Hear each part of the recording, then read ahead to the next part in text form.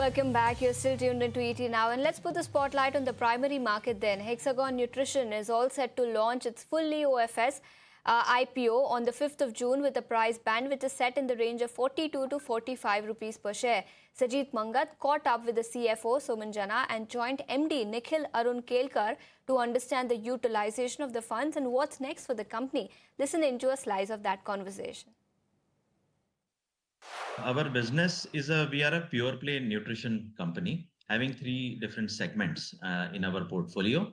So the first segment is the B2B2C segment, which is the premix micronutrient, that is vitamin and mineral premixes for a variety of health food products, as well as for mass fortification programs, which go into multilateral agencies as well, and for the big FMCG companies. So what I mean by that is that these are customized mixes of vitamins and minerals, which are customized to a particular product of a particular company. It could be a biscuit, it could be a noodles, it could be atta, it could be anything of that sort.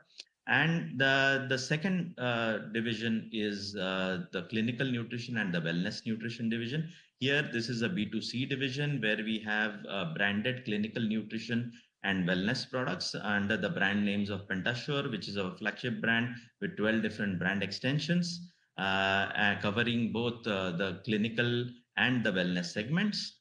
And the third division, which is the ESG segment, where we have the RUTF and RUSF products, and which are procured mainly by the UN government organizations and multilateral agencies. Interesting. Also, can you give us a sense of how fast is this segment growing? From your top line, it seems that you're growing around 8 to 9% on a CAGR basis. Is that the rate of this industry, and can that accelerate going forward? Yes. So the market size is actually very large. If you look at the clinical nutrition business, which is our branded business. So the clinical nutrition market today, it stands at about 6,300 crores, and the wellness nutrition stands at about 55,000 crores. So combined together, put together more than 65,000 crores. And if you see, we are just a drop in the ocean in that. So there is a lot of headroom there. The second one, even in our premix segment as well, the vitamin premix market is about 11,400 crores, and followed by mineral premixes, which are 8,300 crores. So yeah, that's a lot of headroom there. And as I said, that we are poised for that. What would be the triggers for the growth, and how much growth will you be able to get this? You're coming out with an IPO, but it's an OFS. It's not the growth capital that you're taking. You don't need growth capital from that point of view? Yes, you said it right, actually, because there are 2, 3 reasons for that, why we don't need growth capital. A is that we are a cash-rich company. We have very less debt on our books, very minimal debt to equity ratio of 0.14 or so. And we have grown largely with our own accruals. So we have got very good accruals to fund our future growth. We have also done a large part of capex in the last few years as well. So right now we are not in any need of cash to fund our expansion or growth. Mr. Soman, if you can come in here and give me a sense of the kind of debt, gross debt that you have, and the kind of cash that you have on your books. So as Dr. Nikhil mentioned, we had debt to equity ratio as 0.18. Our cash debt somewhere falls around 30 crores. We have 23 crores. We have cash debt as of now. The books. Okay. Give me a sense of the growth trajectory that you see for this business, Mr. Kelkar. If you can, you gave us the market size, and the market size is huge, and as you said, it's just a drop in the ocean for you in that. But at what pace can you grow in this market, given that it's a huge market, and what is the growth strategy? Sure. That's a very good question, Sajid. Well, if you see our last few years trajectory, our clinical nutrition, wellness nutrition business, the branded ones, it has been growing anywhere between 25 to 30% year on year. Okay, and given that market size, there is a big headroom there, and that is also the segment which contributes to our higher margins as well. So we are very bullish on that particular segment, which has been growing, and not just with the revenue, but with the volumes and the profitability as well. The secondly, same goes for our B2B2C segment as well, where we have differentiated the product mix from a more routine perspective to a more premiumized one as well. So we are quite well positioned there as well.